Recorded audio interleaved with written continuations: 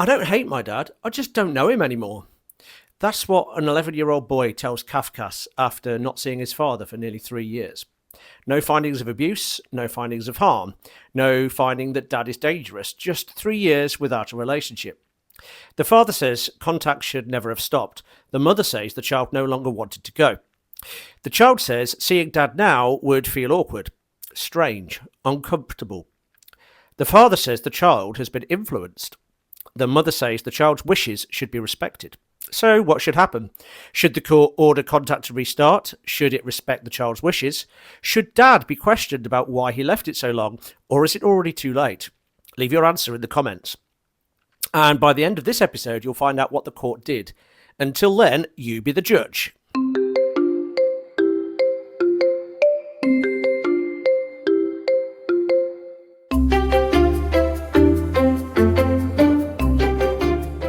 Welcome back to Family Court, You Be the Judge. Now, as you watch this, the channel is going live today, so I'm hoping at this point that you're enjoying the content. If you've watched episodes 1, 2 or 3 already, thank you. I genuinely appreciate it. And if this is the first one you've clicked on, welcome also. This channel is all about putting you in the judge's chair and asking what you would do in difficult family law scenarios. Also, it's a bit warm today, so apologies for the slightly more casual wear on this one. Although, to be fair, as somebody who works in the family court, I've seen a lot of different things over the years, and nothing will quite match the time I was sitting in a magistrate's court waiting to be called in for a hearing opposite a gentleman in a string vest. I kid you not. So hopefully today's shirt doesn't worry you too much. Right, let's get into episode 8. I'm Neil Andrews, a Mackenzie friend and director of First Family Law. Each week I take a family court scenario and I ask you to make the decision.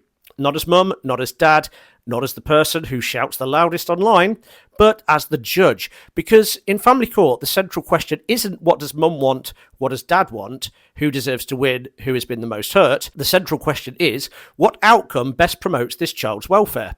And today's scenario is one of the hardest we've had so far because there's no findings of abuse, no findings of harm, no dramatic incident, no police disclosure, no finding that one of the parents is dangerous, just time, distance, silence, and a relationship that slowly faded until eventually a father has become a stranger to his own son.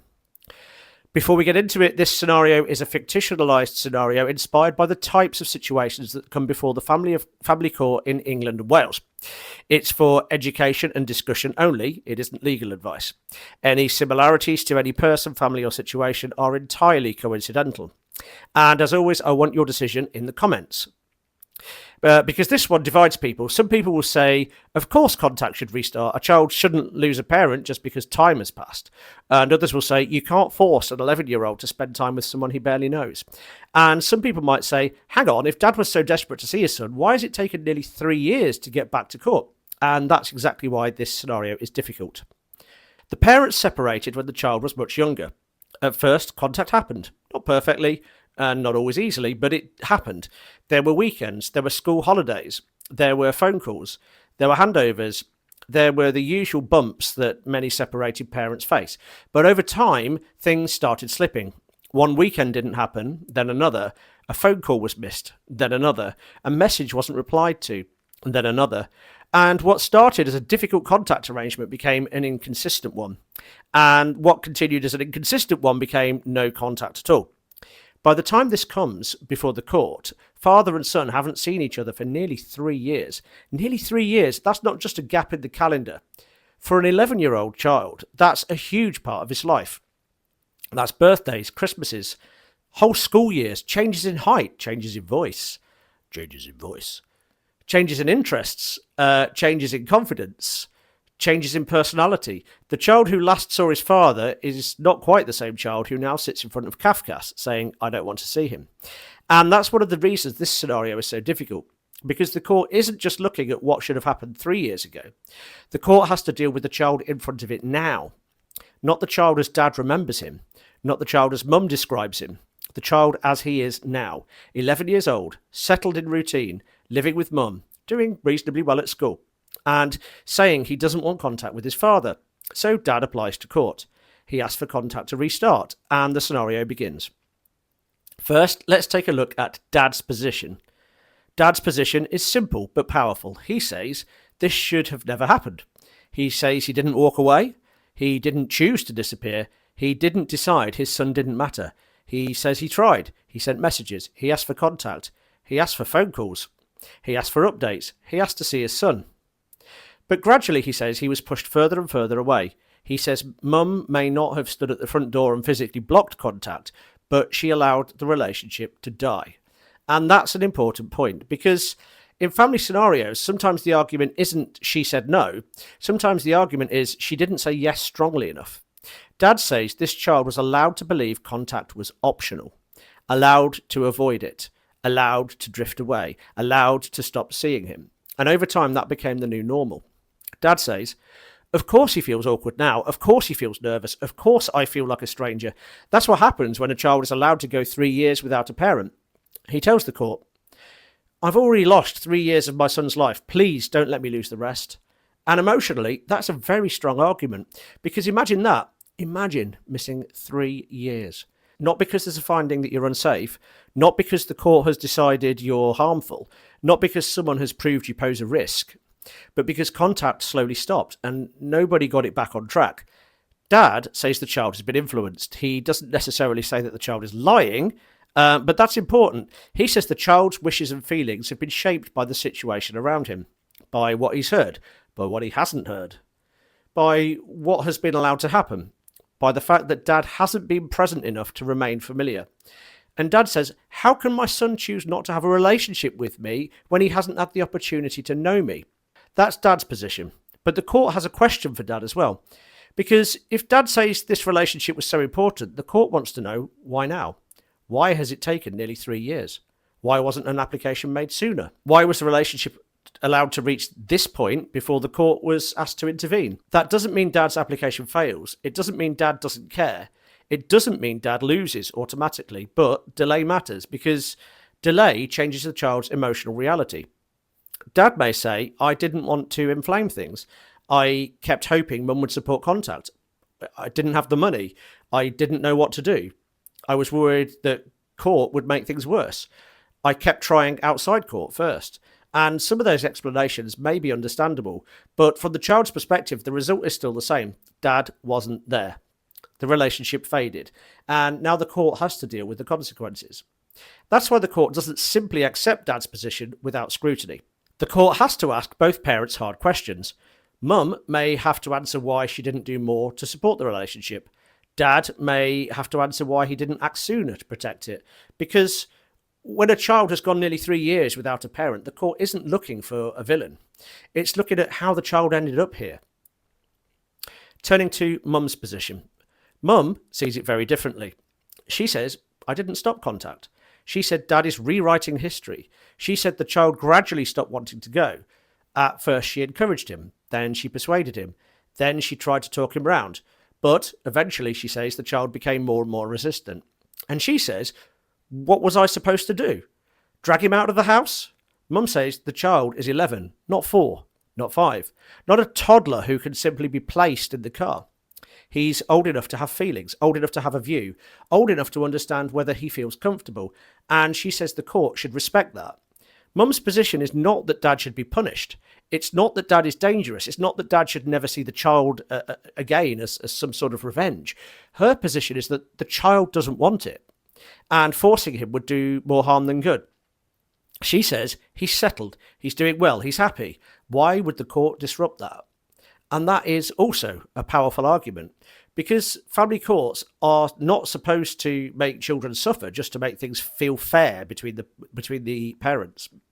The court isn't there to give Dad compensation for lost time. The court isn't there to punish Mum for what may or may not have happened in the past. The court's job is to decide what's best for this child now. And Mum says the answer is clear. Respect his wishes. Don't force him. Don't drag him backwards into a relationship he says he doesn't want. Then Kafkas speaks to the child. And this is where the scenario becomes even more difficult, because the child doesn't say, I hate my dad. He doesn't say, my dad hurt me. He doesn't say, I'm frightened of him. He doesn't describe any specific incident that explains everything. He says something much quieter, much sadder, and in some ways much harder to deal with. He says, I don't really know him anymore. That's the line that changes the whole feel of the scenario, because this isn't a child saying, I want revenge. This isn't a child saying, I never want a father. This is a child saying, my father feels like a stranger. Kafkas asked more questions. They ask whether he feels angry. He said, not really. They ask whether he feels scared. He said, not exactly. They ask whether something happened. He doesn't give a clear incident. He says he feels nervous, awkward, uncomfortable. He says it would be weird. He says, I don't know what we'd talk about. He says, I don't want to stay overnight with someone I don't know. And then comes the most important line in the whole scenario. He says, I don't hate my dad. I just don't know him anymore. Pause on that. Because that one sentence is probably going to tell the court more than dozens of pages of adult position and witness statements. I don't hate my dad. I just don't know him anymore. That's the tragedy of the whole scenario. Not that the child has rejected his father because of some clear and proven harm. Not that dad is unsafe. Not that mum has been found to be deliberately malicious. But that the relationship has faded to the point where the child no longer experiences dad as dad. He experiences him as someone from his past, someone he used to know, someone he's told is important, but not someone he feels emotionally connected to now. And that's why this scenario isn't simple, because if the court ignores the child's feelings, there's a risk of overwhelming him.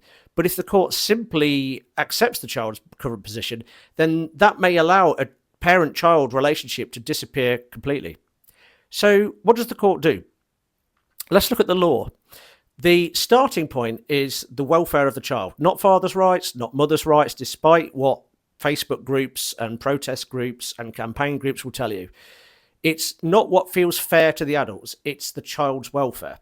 That doesn't mean the parents don't matter, of course they do, but they matter through the lens of the child's welfare. The court looks at things like the child's wishes and feelings, his age, his understanding, his emotional needs, the likely effect of any change, any risk of harm, the capability of his parents to meet his needs, and the range of powers available to the court. Now, the child's wishes and feelings matter. They matter a lot more at 11 than they would at 4, and this is a recurring theme on the channel. An 11-year-old is not a baby. The court is not going to treat his views as irrelevant, but equally, an 11-year-old doesn't have the final say. That's one of the myths in family law that we keep busting on this channel. People often say, once a child is 11 or 12, they decide. No, they don't. Their views matter. Sometimes their views carry very significant weight, but they're not the judge, and they don't have a veto. The court has to ask more than what does the child say. The court also has to say, why do they say it? How strongly do they feel it? How long has he felt it? Does he understand the long-term consequences? Are his views independent? And that's where accusations of alienation can come into play. Has he been influenced? Has he simply become anxious because the relationship has been allowed to disappear? And crucially, what's likely to happen to this child if nothing is done? Because doing nothing is still a decision. Respecting the child's wishes sounds gentle. It sounds child-focused. It sounds respectful. But sometimes doing nothing means allowing a child to lose a parent permanently. And that can also be harmful. Not always, not in every scenario, but it can. So the court has to weigh those two risks, the risk of pushing too hard and the risk of not trying at all. That's the balance. So the key questions. The court needs to know why contact stopped. Was dad inconsistent? Did he cancel? Did he fail to prioritise the child? Did he make promises and not keep them? Or was mum gatekeeping? Did she say the child didn't want to go when he actually needed encouragement? Did she allow small resistance to become total refusal? Did she make dad feel unsafe, unimportant, or unwanted in the child's mind? The court also needs to know what dad has done during those 3 years, because this matters too. If a parent says, I've been shut out, the court will want to know, what did you do about it? Did you apply to court promptly? Did you send appropriate messages? Did you keep trying in a child-focused way? Did you send birthday cards, Christmas cards, school updates? Did you show consistency? Or did you disappear for long periods and then come back demanding immediate contact? That's not about blaming dad. It's about understanding the situation, because a child can experience absence even if an adult can explain it. The court also needs to look at mum's behaviour. Did she encourage contact? Properly encourage it, not just say, do you want to go, and then accept no.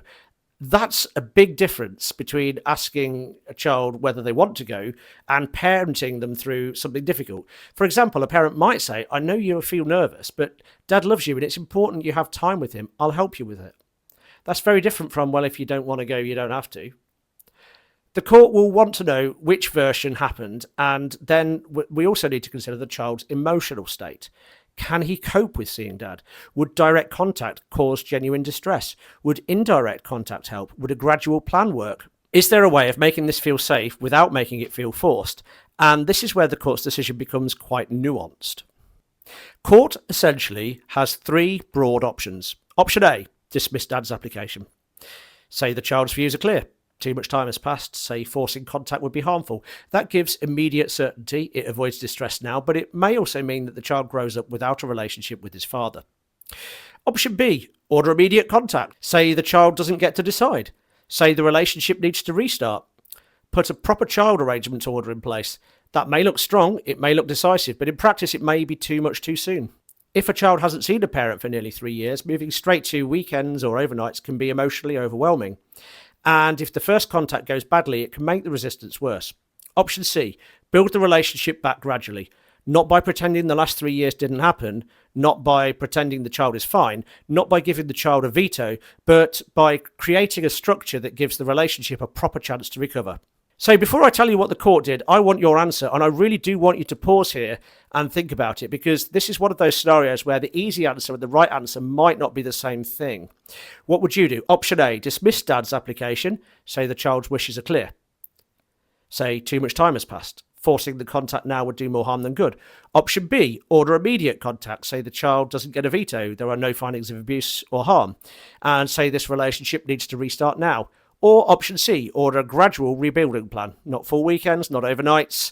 No pretending the last 3 years didn't happen, but a careful plan to see whether the relationship can be rebuilt. So what's your order? You're the judge. A, B, or C? Put it in the comments now. And please watch to the end, because the reason for the decision is more important than the outcome itself.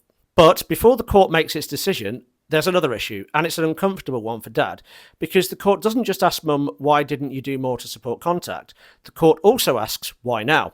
Why has it taken nearly 3 years? What did you do during that time? And can this relationship still realistically be rebuilt? That matters because dad can say, I was shut out. Dad can say, I tried. Dad can say, mum didn't support the relationship. But the court still needs to understand what actually happened during those 3 years. Did dad send calm, child-focused messages? Did he send birthday cards, Christmas cards?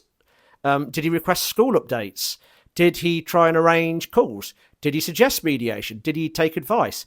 Did he issue an application promptly? Or did long periods pass where, from the child's perspective, dad simply wasn't there? That doesn't automatically defeat dad's application, but it does affect the solution, because if the relationship has faded over 3 years, the court can't just wind the clock back and pretend nothing has changed. Delay doesn't necessarily mean too late, but it may mean the repair work has to be slower, more careful, structured, and much more focused on the child's emotional readiness. The decision. The court does not dismiss dad's application. The court does not say he's 11, so that's the end of it. The court accepts the child's wishes and feelings are important. The court accepts his anxiety is genuine. The court accepts he can't simply be treated as though he is still the younger child who used to see dad years ago. The court is also concerned by the delay. It does question dad about why he waited so long. It does recognise that dad's delay has contributed to the situation becoming harder to repair. But the court also doesn't say that this automatically means the relationship should now be abandoned. The question is still the child's welfare. And in this scenario, the court decides it's not too late. The relationship has been damaged. The relationship has faded. The child feels distant from dad, but the court is not satisfied that the relationship should be simply abandoned. There are no findings that dad was unsafe, no findings of abuse, no findings of harm, no finding that direct contact would be contrary to the child's welfare forever. And the child's own words matter. He doesn't say, I hate my dad. He says, I don't know him. And that is a very different problem, because if the problem is that dad is unsafe, the court may need to protect the child from dad. But if the problem is that dad has become unfamiliar, the court may need to help the child rebuild familiarity, slowly, carefully, and properly. So, the court decides that immediate overnight contact would be wrong. But doing nothing would also be wrong. The court orders a gradual introduction, option C. The order starts with indirect contact. Dad is allowed to send letters, cards, small updates, nothing heavy, nothing guilt-inducing. No, I miss you so much, you've broken my heart. And unfortunately, I do see that a lot in my work, inappropriate letters. No, your mum has kept you from me. No, I've lost 3 years because of this. Because that would put adult pain onto the child. The letters have to be child-focused, warm, simple, safe. Something like, I hope school is going well. I saw something that reminded me of when we used to enjoy this. I'd like to hear what you're interested in now. Because this isn't about dad unloading those 3 years of grief, which is tempting for dad, but it needs to be avoided. It's about gently becoming familiar again. Then there are short video calls. Not an hour, not a full evening. Short, predictable, supported if needed. The child knows when they'll happen, how long they'll last, what happens if he feels overwhelmed. And dad is expected to keep them light. No interrogation, no pressure, no criticism, no, why didn't you want to see me? No, do you know how much I've suffered? No, who told you not to see me? Because even if dad feels those things, the child can't carry them. Then if that works, there will be short direct contact, perhaps an hour, perhaps in a neutral setting, perhaps supported by a familiar or trusted adult. Then if that goes well, the court could consider increasing it. Longer time, more natural time, eventually maybe unsupervised time, eventually maybe fuller arrangements, but not straight away. The order is structured, it's cautious, but it's not passive, and the matter is listed for a review, because the court wants to see whether the plan is working, not just make an order and hope for the best. The important part. This is the part I think people sometimes miss. The court is not forcing a relationship. You can't force a child to feel close to someone. You can't order love, contrary to the songs. You can't order trust. You can't order comfort. But the court can create opportunities. It can create a safe structure. It can remove the idea that contact is simply optional. Absolutely. It can say to the resident parent, you need to support this. And it can say to the non-resident parent, you need to go at the child's pace. And that's what this order is really doing, not forcing an emotional bond. It's instead creating the conditions in which one might be rebuilt. And that's a very important distinction, because there's a world of difference between you're going to dad's for the weekend, whether you like it or not, and we're going to help you get to know dad again slowly and safely. One is blunt force, the other is repair. And family courts are, at their best, trying to repair. Now, let's pause the legal analysis for a moment, because behind all of this, there's a very human reality. Dad has missed 3 years. He's missed ordinary things, not just the big things, not just birthdays and Christmas, but the ordinary things, the school run, the new favourite football team, the change in music taste, the inside jokes, the small stories, the way a child walks into a room, the way they speak, the way they react when they're embarrassed, the tiny details that build a relationship. And the child's missed something too. He's missed the chance to know his father as a current person, not as a memory, not as a name, not as someone adults argue about, but as an actual presence in his life. And that's what makes this scenario so sad, because sometimes relationships don't end with one dramatic event. Sometimes they fade. One missed weekend, one awkward handover, one unanswered message, one child saying, do I have to go? One parent saying, well, I'm not forcing you. 1 month, then another, 1 year, then another. Eventually 3 years have passed.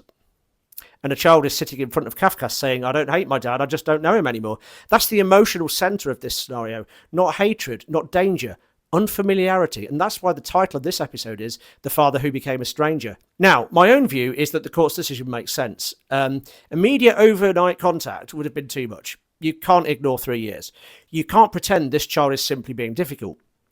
You can't take an 11-year-old who feels nervous and say, right, off you go for the weekend. This risks making things much worse. But I also think dismissing the application would have been a very serious step, because once a court says we're not going to try, the practical effect may be that that relationship is over, not paused, not delayed, over.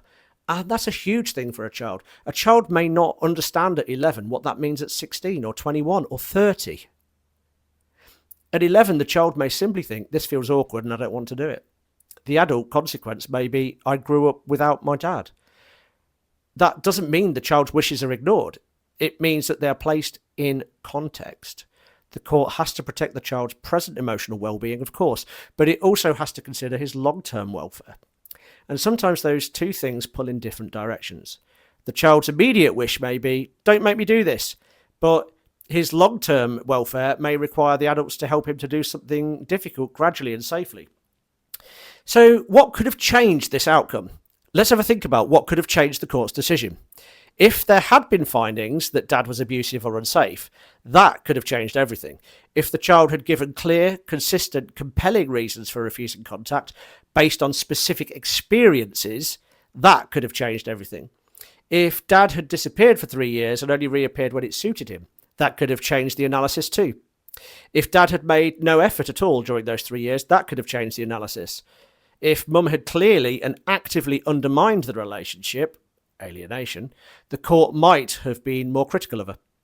If the child had been younger, the court might have placed less weight on his stated wishes. If the child had been 15 or 16, the court may have placed much more weight on them to the point where it could be determinative. And that's why these scenarios are so fact-specific. There isn't one rule that says 3 years means restart or 3 years means too late. The court has to look at this child, the history, the risk, this relationship, this welfare analysis. So, what's the takeaway from episode 8? For parents, I think it's this. Don't let contact fade without dealing with it. Because once a relationship has disappeared, rebuilding it can be much harder than preserving it. If you're the parent with whom the child lives and the child is reluctant to go, that doesn't always mean the answer is, well, I'm not forcing them to. Sometimes children need help through discomfort. Sometimes they need reassurance. Sometimes they need the adult to carry the responsibility rather than placing the decision on them. And if you're the parent who isn't seeing the child, don't wait years and years before taking action. Keep child focused, keep your messages calm, keep trying appropriately. Don't make the child responsible for adult pain, and get proper advice early, because delay can change the whole emotional landscape of the scenario. For children, the court is trying to do something very difficult. It's trying to listen without handing over responsibility. It's trying to respect the child without making the child decide. And it's trying to protect the child's present feelings whilst also thinking about the child's future. And that's the balance. And for this court, the answer was not force contact immediately. It was not give up. The answer was start again. Small steps, careful steps, structured steps. Because sometimes a parent doesn't become unwanted. They become unfamiliar. And familiarity can sometimes be rebuilt. Not always, not easily, not quickly, but sometimes. So now I want to know what you would have done. Would you have ordered contact to restart? Would you have respected the child's wishes and left things alone? Would you have gone further and ordered immediate direct contact? Would you have questioned dad more heavily about the delay? Or would you have done what the court did and ordered a gradual rebuilding? Put your decision in the comments. And also tell me this, at what point would it be too late? 1 year, 2 years, 3 years, 5 years? Or is it never too late if there are no findings of harm? I'm really interested to see where people land on this one. And if you're enjoying the series, please do hit like, subscribe, and turn on the notifications. It really helps the channel and it helps me keep making these scenarios for you. If you're involved in family court proceedings and you'd like support from me or First Family Law, the first point of contact is to email info@firstfamilylaw.co.uk. Details should also be in the description below. Next time, we move to another difficult scenario. A mother wants to remove her child from school and educate her at home. She says the child is anxious. She says school is damaging her confidence.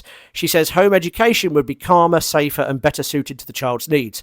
The father disagrees. He says the child needs school, routine, friends, structure, and support from professionals. The child says she wants to stay at school.